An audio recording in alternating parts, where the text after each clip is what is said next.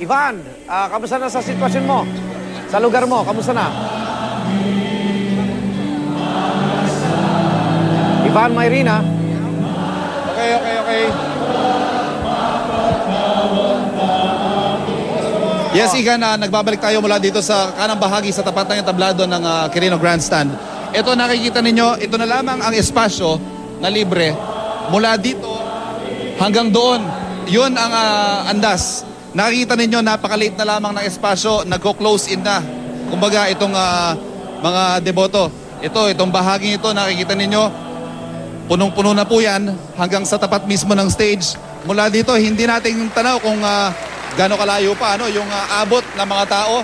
Pero sa ating obserbasyon mula kanina pa lamang, ay ibang klase Igan ang kapal ng tao. Ngayong taong ito, dito pa lamang sa Quirino Grandstand. Hindi pa kasama dyan yung mga inaasahan naman na dadagsa sa dadaanan ng prosesyon. Samantala, nananatili naman ang pagbabantay nitong ating mga kasundaluhan at kapulisan. Umabante sila dito para nga ma-free up itong space na malapit sa kandas. Pero mukhang hanggang dito na lang talaga sila at paliit na ng paliit itong bahagi na libre para magalawan nitong mga ihos. Eto na, Igan, Ako, eto na. na. Nagdagsaan na itong mga tao. Eto na, nagkatulakan na. Nabuwal na po yung steel barrier. Nakita nyo. Pati yung mga Ito ihos, na yung mga deboto, hindi na po talaga na-control. Hindi pa hupos ang komunyon. Kakatapos lamang ng pag-awit ng ama namin. Oo. Hindi pa po tapos ang misa. Pero ito na. Ito na ho ang mga deboto na talagang tuluyan ng binuwal itong mga steel barrier. At yan, naririnig ninyo ang kanilang sigaw. Naku po, yung mga bata, sana wala dyan. Ito Sana talaga nakahiga ang na yung epektibo ng barrier. sitwasyon dito sa Quirino Grandstand sa pagsisimula ng prosesyon. Ilang minuto na lamang matatapos na ang misa pero talagang hindi ho makapag-antay itong mga deboto. Hindi ho natin masabi kung ito'y dala ng kanilang masidhing pagnanais na agad makahawak dito sa poon o ito'y dahil sila'y nakikipag-unahan o sila'y dahil nadadala sa emosyon o nadadala sa ibang mga deboto. Sa ngayon, hindi pa nga ho na isasaka yung poon dito sa mismong andas. Nandun pa yan, mga ilang minuto pa ang itatagal niyan bago maisakay. Pero habang nangyayari po yan, eto, pakita lamang natin yung mga barrier. Nakahiga na, Ivan. Ayun, tulakan na po. Mga ihos na mismo dahil mga pulis na po. makakasakit ito. Ayun, tinutulak na yung mga deboto. Ayun, may nag-uutos naman na kapit-bisig daw.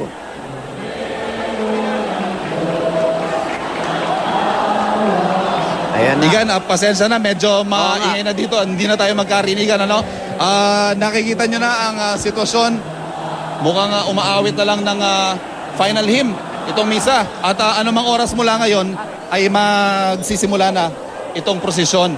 Sa puntong ito, Igan, tulad ng nabanggit natin kanina, tayo'y magko-cover dito pero sa punto de vista ng isang deboto. Meron tayong isang nakilala na 70 taong gulang, nais siyang sumampa, nais siyang makiisa dito sa pagdiriwang ng pista. Pero dahil siya'y lumpo, ay hindi siya makakasampa. Para ho sa kanya at para malaman din natin, maranasan natin ang maging isang deboto, tayo po'y magtatangkang sumampa at makapunas ng puting tuwalya sa Poong Nazareno na siya namang ating ibibigay sa ating nakilalang 70 taong gulang na lumpo. Yes, Igan. First time mong sasampa. Igan, sorry, pakiulit lang. First time, unang sampa mo yan, unang sampa. Unang sampa, Igan, at tulad ng lahat ng mga deboto rito, nagpaarin tayo. Komportabling kasuotan. Yung iba naka-shorts, yung iba naka-pantalon. Anong pakiramdam? Anong pakiramdam Yes, go ahead, Igan. Anong pakiramdam mo na ikaw ay sasampa? Diyan sa poon. Igan, aaminin ko, kabado ko. Ibang klase kasi din yung physical risk na haharapin ng isang deboto. Nakikita ko yung iba babae, yung iba bata, nakakasampa sila. At doon mo maiintindihan na hindi birong pananampalataya, hindi birong debosyon ang kakailanganin para gawin ng isang tao ang isang bagay na tulad nito. Napakaraming tao, napakatindi ng siksikan, napakatindi ng risk ng banta sa iyong kaligtasan. Oo. Pero gagawin pa rin nila ito sa ngalan ng kanilang pananampalataya at paniniwala na meron silang mahihiling at maibibigay ng itim na Nazareno. Ngayon, Okay. Igan, hindi ko Pero- rin pero alam. Wala gusto- akong game plan. Ang game plan ko lamang, makasampa dito sa Andas. Kung paano, hindi ko rin alam. Siguro dadali na lamang ako ng agos ng tao dito. Oo nga. Pero umaasa ako na ito ay magiging karanasan na magbubukas sa aking mga mata at sa aking isipan tungkol sa isang nakamamanghang tradisyon at panata ng mga deboto, Igan. Okay, eto parang sa karanasan na rin, para mabawasan na rin yung kaba mo, yung mga nakapaligid sa iyo dyan, hayaan mo lang isang pakanyan at ibababa ka rin nila. Ayun. Let it flow, sabi nga, at napakasarap ng Yan, karanasang magandang tip yan, Igan. makasampa. Oo. Tatandaan ko yan. Oo. Ewan ko lang sa laki mo, kasi ako madali akong buhatin eh.